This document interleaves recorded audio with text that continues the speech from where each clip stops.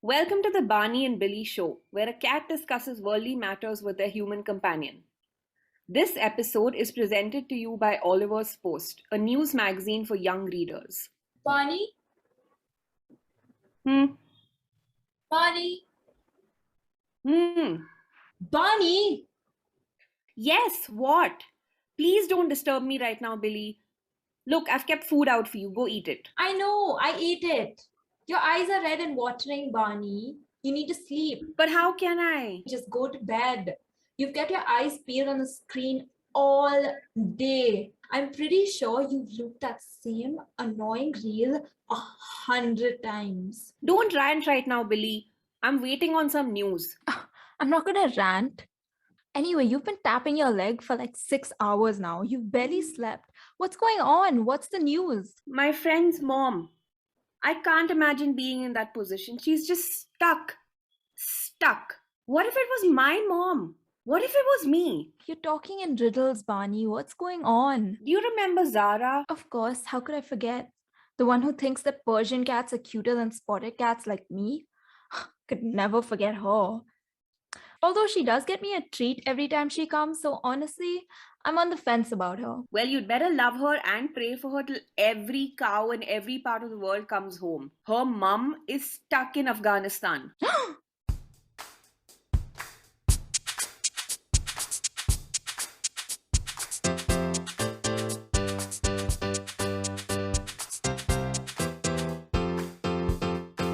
The Barney and Billy Show. Billy, Zara's mom is trapped in Afghanistan and she's trying to get an Air India plane back home right now. Oh, right. I read about that. That's the operation where they're trying to get Indian refugees back now that the Taliban has taken over. Oh, it must be so bad there. What was it called? Operation Operation Devi Shakti? It's just so heartbreaking. I even saw pictures of people clinging on airplane wings.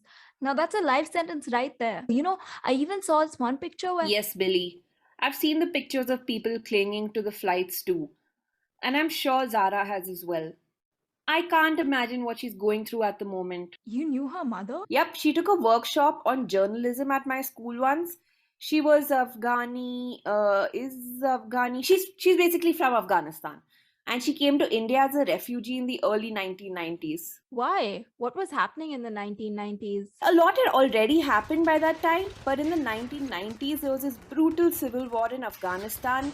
And as a woman, well, God, they really don't like women there, do they? it's a little more complicated than that.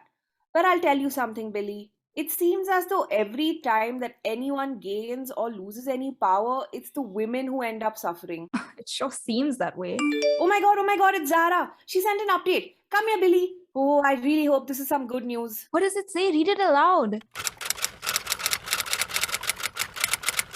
Hello, everyone. I got word from my mother. She sent this message a day ago.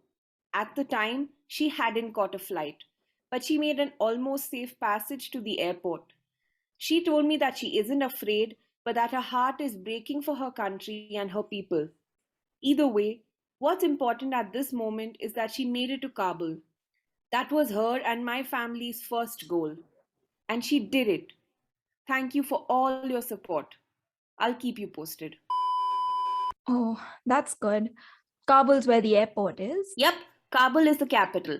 But Zara's mother was working in Mazar-e-Sharif, another large city in Afghanistan. What is it that she does there? She is a journalist. That can't be good. As a journalist, she could expose the horrors of the Taliban. I'm sure they're after her. Yes, just yesterday we got word that they burned down her house. Well, luckily she had already left by then. How did this happen? How did the Taliban just suddenly hate women? It's not so sudden at all, Billy. Wait, just hold on a minute. I wonder what's happened now. What did she say? She said her mother has written about her experience in a letter and passed it on to Zara through a friend. She says things are beyond unbearable there. My mother shared the story of her escape from Mazari Sharif and it's unimaginable. It's difficult for me to read all this alone, so my aunt told me to share it just with everyone I could. I hope no one minds, but I'd like to tell you what she said. And Tell her she can tell you. Tell her you're with her. Of course, that's what I've said, Billy. Okay, great. Oh God, did she get on the plane? Not on the wing. I mean, inside. Inside the plane. No word yet. Oops, wait. She's sending us bits of her mother's message. Zara, I have only one thing to ask of you. Be strong. Do not let your spirit waver. Our women have been through so much, but yet they are here, standing up for what is right. Some women have even taken up arms. Some are fearlessly out on the streets. The Taliban don't represent us or our country. They have destroyed our past and present, but can never extinguish our hope for a better future. Just yesterday, I was hopeful I had a job. I went to office trying not to think about what the future may hold, but they turned me away. Despite what the Taliban is saying on TV, women aren't allowed to work here. They turned me away from work because I am a woman. Wait, that makes no sense. She's going back to work to provide, to help society. Under the Taliban rule, working is a luxury that women cannot afford. I mean, if I am being honest though, not working doesn't sound all that bad. Not in this case, not at all. The Taliban just told women to stay home and not work because men don't know how to behave around women without harming them. Then it's the men who should stay home. As if they think the responsibility of men's awful behavior lies with women. Even if they go out to buy groceries or food in Afghanistan, they have to wear a burqa. Burqa? What's that? It's this loose dress that covers the body and it has a veil that even covers your entire face. But how would they see anything then? There's a mesh over your eyes for people to see. This one time they killed a woman for wearing revealing sandals. Revealing sandals! What does that even mean? All this because men don't know how to behave? Yep, and they claim that these rules are part of Sharia law. Now what's that? It's the law according to the Islamic holy book, the Quran. Wait a minute. Zara's family is Islamic. I don't see her following any of this. I mean, I've seen her face, and with that face, she's told me that she doesn't like the way that I look. That's the problem, right? Sharia law is open to interpretation. So, this is just how the Taliban has chosen to interpret it. They're extremists. Many religions have groups of extremists and fundamentalists, and more often than not, it's the women who end up being the sufferers. The Taliban, of course, has taken things to a whole new level. It has only been a few days since they've come to power, though. How much damage could they really have done? This isn't the first time that they've come to power, Billy. They ran the Afghan government for a brief period between 1996 and I think 2001. And the last time that they were in control, women had no rights at all. They couldn't even leave their homes without a male companion. And of course, even then they had to wear a burqa. And what if they don't? What if they just say no? You can't lock up half a population. Actually, you can. Especially if you're locking them up in their own homes. What's happened? Calm down, Billy, calm down. Let me have a look. Oh God. What? What is it? She's forwarded another one of her mother's messages to us. Zara, our current lives are being invalidated as I speak. They say that we women don't have to wear a burqa. But the Taliban is already killing and punishing those who don't follow their orders. As I journeyed from home to Kabul, I saw men mocking women on the streets, proclaiming that the time for women's liberation was over. They laughed at us, mocked us, saying these were our last days of freedom and that now we would have to return to a life under the burqa. They have even asked for a list of all the women who are over the age of 15. These girls will eventually be forced to marry the fighters of the Taliban. Will Zara's mom have to marry a Taliban fighter too? No, Billy. She's coming home to India and that is final. But she just said that women are just losing their freedom. So does that mean that women could do whatever they wanted before the Taliban took over? No, I mean, women didn't have rights like us, like we do over here.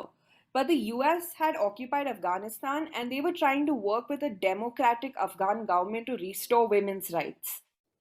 Women started going back to school, to university, and they even started working. There were female Air Force pilots. The head of the election commission was a woman. Teachers were women, and You think she caught the flight? she says she has no news of her mother's whereabouts, but she's forwarded another bit of her mother's message. Zara, I don't know if I'll see you again, but I want you to remember your mother's birthplace with kindness. Afghanistan was once a great place to live. Afghan rulers had done a lot for the freedom of women and slowly changed the perceptions of our people.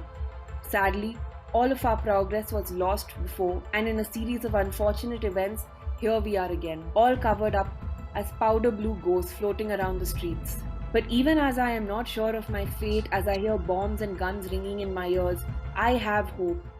In these past 10 years of slow progress, people have tasted freedom.